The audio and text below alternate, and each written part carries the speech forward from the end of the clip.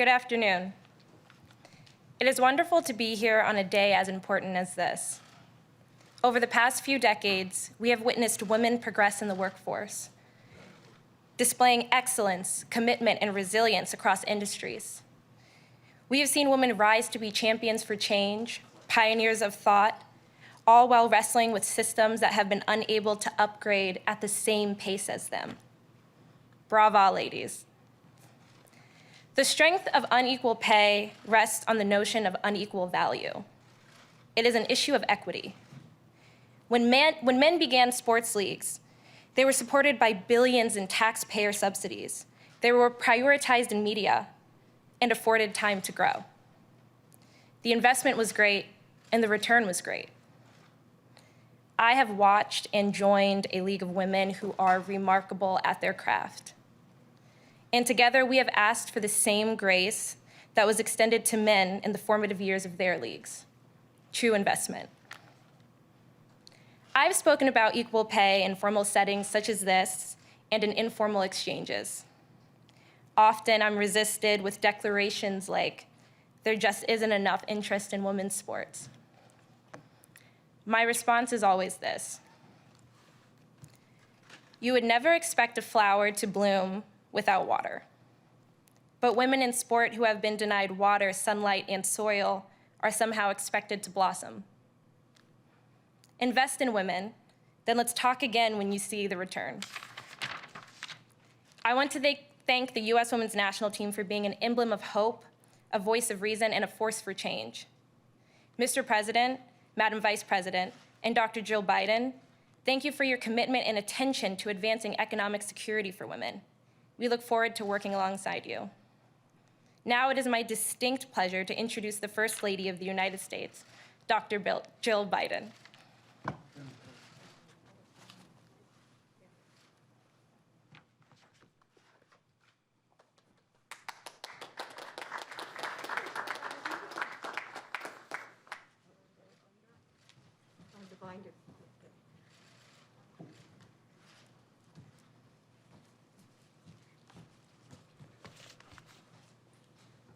Thank you.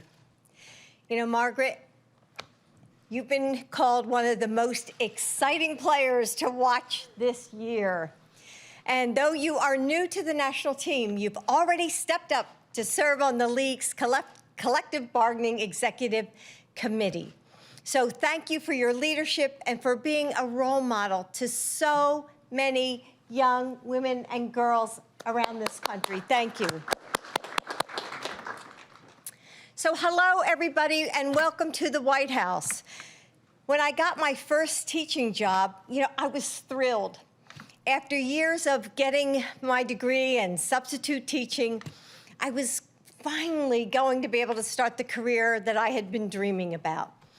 And then I found out that they were paying me only 75% of the man who was actually hired the same time. I couldn't believe it. It wasn't just the money, though that was unfair. It was the lack of respect, the discrimination. Why was my work worth less? We were working the same hours, teaching the same number of students, and had similar experience. Well, that was in 1975. And today, all these years later, there are women who are still in the exact same position. This is personal to me because it's personal to all women. It's one example of how we still treat women differently than men, and it's wrong. And as this pandemic widens the income-wealth gap between men and women, it's urgent.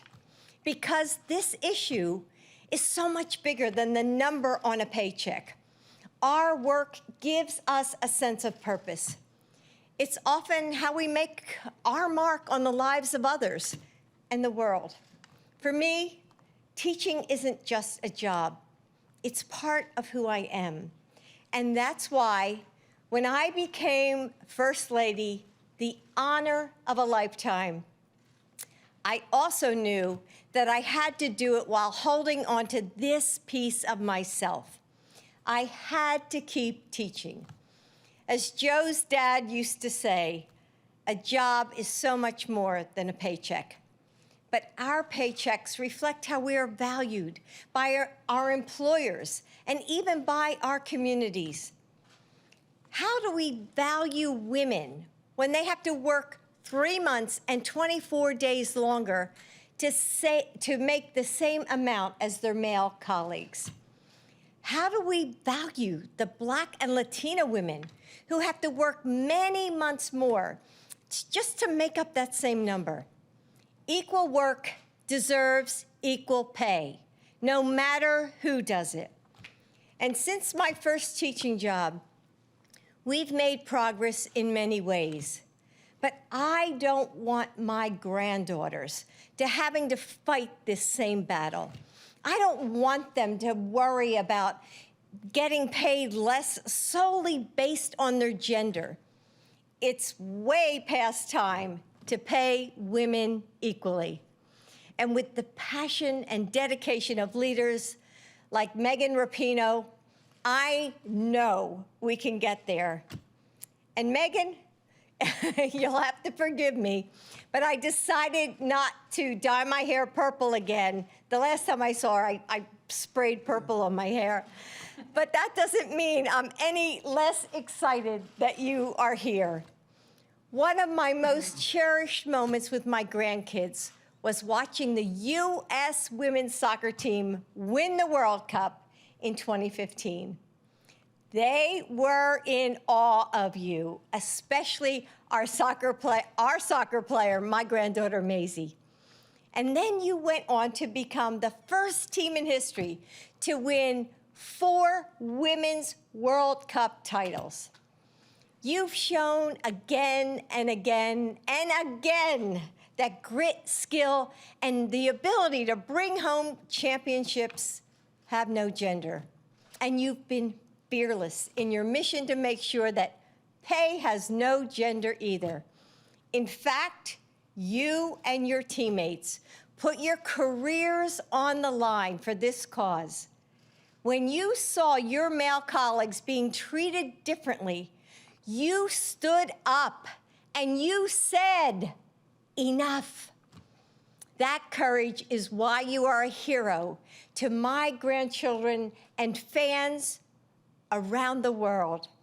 Over and over, you inspire us to stand tall and speak out. From our whole family, and especially our granddaughters. Thank you. Thank you.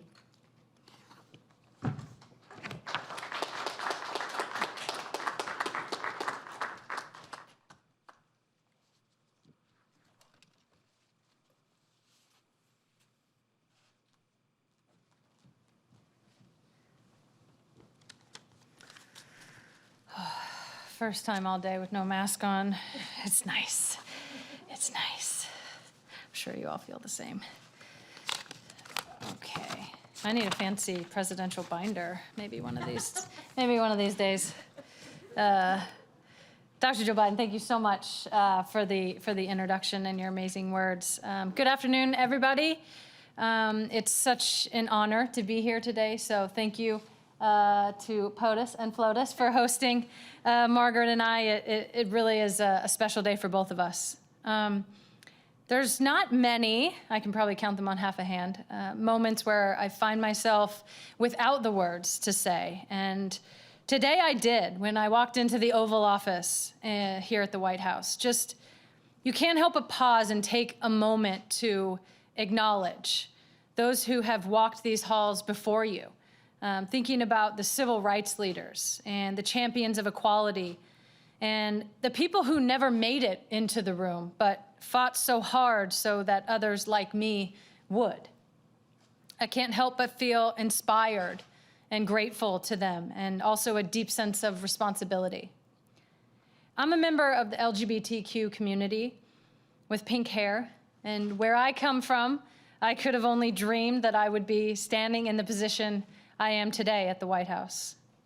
I'm also a professional athlete, and I've helped along with all of my teammates virtually here today, one teammate literally here today, win 4 World Cup championships and 4 Olympic gold medals for the United States. And despite those wins, I've been devalued, I've been disrespected, and dismissed because I am a woman. And I've been told that I don't deserve any more than less because I am a woman. You see, despite all the wins, I'm still paid less than men who do the same job that I do. For each trophy, of which there are many, and for each win, for each tie, and for each time that we play, it's less. And I know there are millions of people who are marginalized by gender in the world and experience the same thing in their jobs. And I know that there are people who experience even more, where the layers of discrimination continue to stack against them.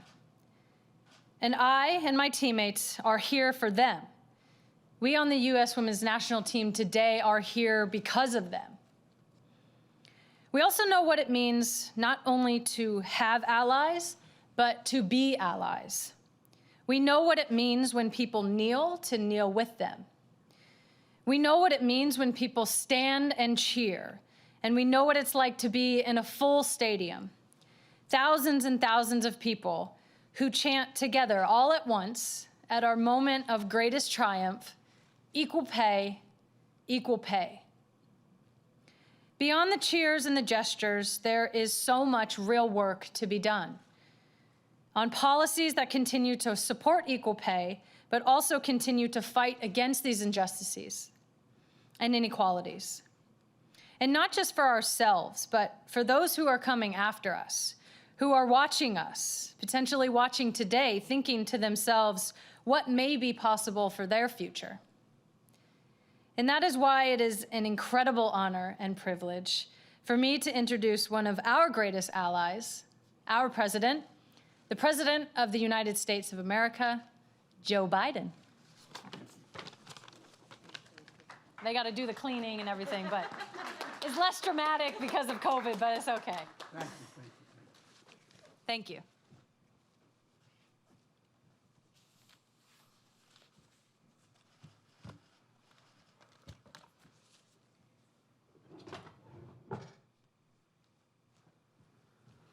Well, good afternoon, everyone. Megan and Margaret, thank you. Thank you for being here. And all your teammates virtually, thank you as well. I'm an unadulterated fan. Not a joke. Not a joke. And both of you and your entire team, I'm not joking, have inspired our daughters and our granddaughters, who I might add are all really good athletes. One 2-time All-State, my niece, All-American. There's a whole lot of talent in the Biden family athletics, almost all on the women's side of the equation. But I really thank you for what you've done.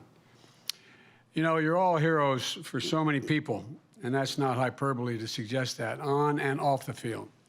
You know, and it matters that you lent your voice to the issues and the issue of fair pay and decency for so many years. Megan, it's hard to believe. It was almost a year ago that we met virtually during the campaign. I said it last April when we spoke, and I'll say it again. The fact that Jill and I get to talk with you and your teammates makes us heroes with our granddaughters. Not a joke.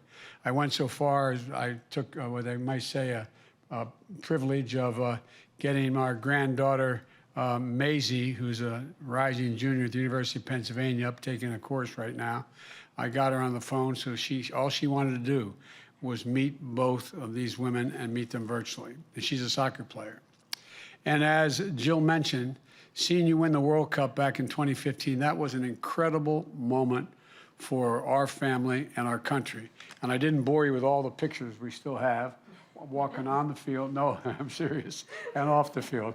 You all made me a hero with my granddaughters. And the reason we're here today is because it's Equal Pay Day, which has been around for 25 years. It was declared 25 years ago. Equal Pay Day. Though not enough people know about that, as they should.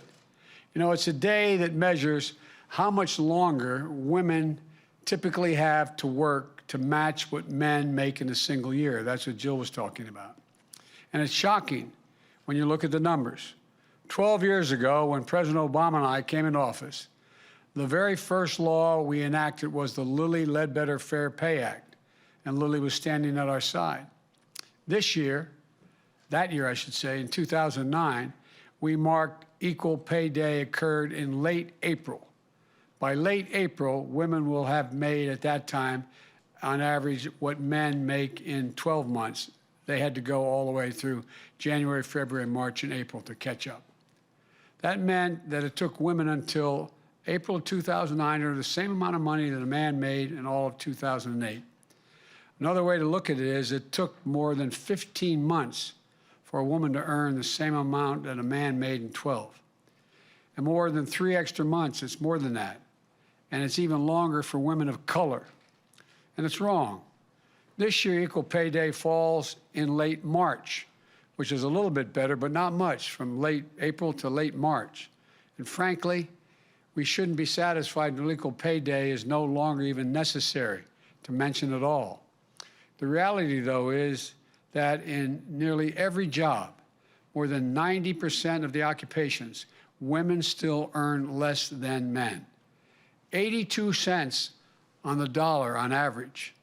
For AAPI women, it's 87 cents for every dollar a white man earns.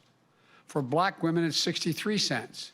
For Native American women, it's 60 cents. For Hispanic women, it's 55 cents. It doesn't matter if you're an electrician, an accountant, or part of the best damn soccer team in the world. The pay gap is real. And this team is living proof that you can be the very best at what you do and still have to fight for equal pay. You know, as Jill mentioned, this pandemic has only exacerbated the problem. Women are on the front lines as essential workers, particularly women of color, in hospitals, grocery stores, childcare facilities, farms, factories, but they're still earning less. More than 2 million women have dropped out of the workforce since the pandemic started. 2 million. And now we're at the lowest rate of women participation in the labor force that we've been in more than 30 years. Let me say that again. The lowest percent of women in the workforce had to go back 30 years to get to where we are today. A lot of that is because so much extra weight of caregiving and responsibilities falling on their shoulders. It causes women to miss work, cut hours, and leave their jobs and care for their children and aged loved ones. That in and of itself shows some discrimination. How many men are staying home and doing it and the women staying in the workforce? It undermines financial security. And by the way, it's hard. I was a single parent with 2 children after my first wife and daughter were killed well over 40 years ago. And the fact of the matter is, I was a U.S. Senator. I was 29 years old. I was making $42,000 a year, and I couldn't afford help to take care of my kids while I worked. Thankfully, my mother, my sister gave up her job, my brother, they helped me raise my kids. It undermines financial security for women and families. It hurts our entire economy when we lose the talent and hard work of so many people. In the American Rescue Plan you've heard so much about that we just passed, it was designed to address this core challenge. It puts money directly into the pockets of people who need it the most. $1,400 checks for 85% of American households. The 100th million check has been deposited as of today, and many more are on the way. It also expanded the child care tax credit. And here's what that means for those of you who don't know. Right now, if you file for federal income tax, you get up to $2,000 credit for each child.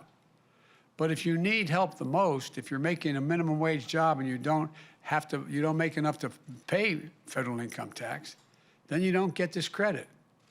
But because of the American Rescue Plan we passed, if you have 2 children under the age of 6, for example, and you're making $7.25 an hour, which is the minimum wage so many people are making, you'll get a check for $3,600 per child, or $7,200. Roughly, you get $500 a month. It's mailed to you by the federal government. That's life-changing.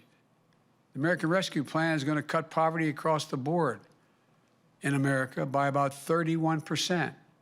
and that's a significant lift up for women. The law provides $360 billion for funding state and local governments. What that means is that's going to prevent layoffs in jobs often held by women, nurses, teachers, healthcare workers, home healthcare aides, because the states have to balance their budget because they can't, because of the lack of income coming in without the help from the federal government. They have to lay off those essential workers. And the law also includes $130 billion to reopen our schools safely, $40 billion for invest in child care investments, $160 billion to get the country vaccinated and beat this pandemic. All this is going to give millions of women, including many moms and dads too, the freedom to rejoin the workforce and make the career choices that are best for them and their families. But there's so much more we need to do, so much more. We need the Congress to pass the Paycheck Fairness Act. The bill will remove loopholes in the law allowing employers to justify gender pay disparities. It would help hold employers accountable for systemic pay discrimination. It would help level the playing field for women and people of color by making it easier for workers to challenge the disparities as a group. It would increase pay transparency. By that I mean, there's a whole range of American corporations. If you sign the Fortune 500, you sign up with them, you cannot reveal, it says in your contract, you cannot reveal your salary to another employee. Why is that? They don't want me sitting there saying, well, I'm making $60,000, or the woman doing the same job, and she looks at you, you're making 60, I'm making 40. They actually try to hide it. That's what I mean by transparency. Some employers may not allow you to know, exactly, as like I said, how much the person sitting next to you is making. Some may even discipline you for asking that. That has to change. Too often, secrecy is part of the problem. We know information is power. You can't solve the problem if you don't know you're not getting paid fairly. My administration is going to fight for equal pay as it become a reality for all women. It's about justice. It's about fairness. It's about living up to our values and who we are as a nation. Equal pay makes all of us stronger. It's not just women who care about this. I've been around the country. I've gone right into union halls and asked the men in the room, how would you feel if your wife or your sister didn't earn the same amount of money as the man doing the same job next to you? And you hear them respond, they don't like it. Why? When your spouse or your sister is making the same amount of money the man she's standing next to making, it means that when the hot water heater breaks, she can replace it. It means you get 4 new tires on the car. It means everybody's life is made better in that family. Let me close with this, that to come out of this crisis and build back better, we need to erase the gender pay gap by ensuring that women have access to good paying jobs, by raising wages for working folks and fighting for their right to organize and collectively bargain. Because we know unions lift women's wages even more than they lift men's. And by investing our care infrastructure, in paid leave, child care, home care, so that people can care for their families and also go to work. There's a lot to do, but together we can ensure that our daughters have all the same rights and opportunities as our sons.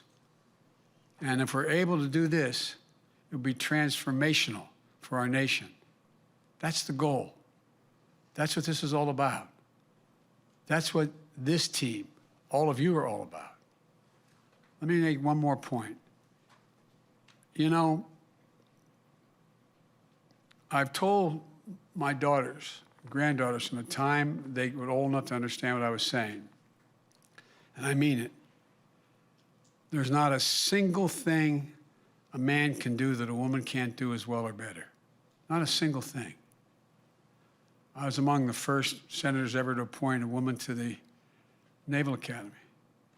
I was just able to, as President of the United States, appoint 2 women as 4-star generals who now are combatant commanders. 3 out of the 6 are combatant commanders, and they're women. Women. There's so many, some in the Congress, who are jet fighter pilots, flying at twice the speed of sound. So many doing so much. But this soccer team, America's team, has done more to lift up people's sense of who they can be, particularly young girls and women, about anything that's been done. So as President of the United States, I thank you.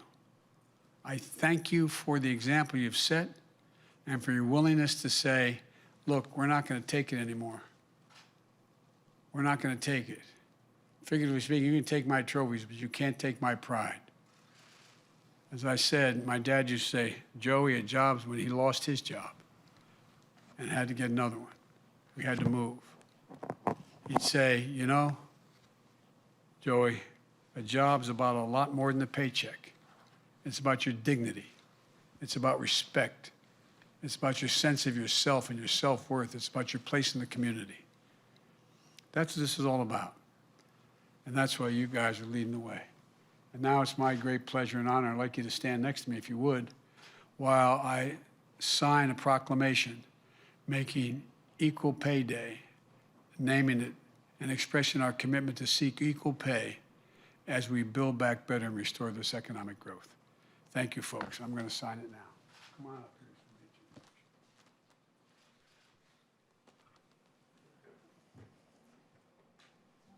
The title of the proclamation is National Equal Pay Day 2021.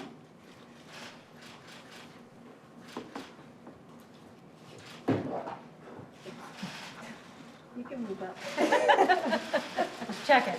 Making sure it says what it says. That's what it says. Go. Joseph R. Biden. Junior, Junior. my dad, is a Junior. fine man. It says equal pay is a reminder of the work that still remains to advance equality and ensure that all Americans have the opportunity to reach their full potential, like you guys. Thank you. Thanks, everybody. Thank you.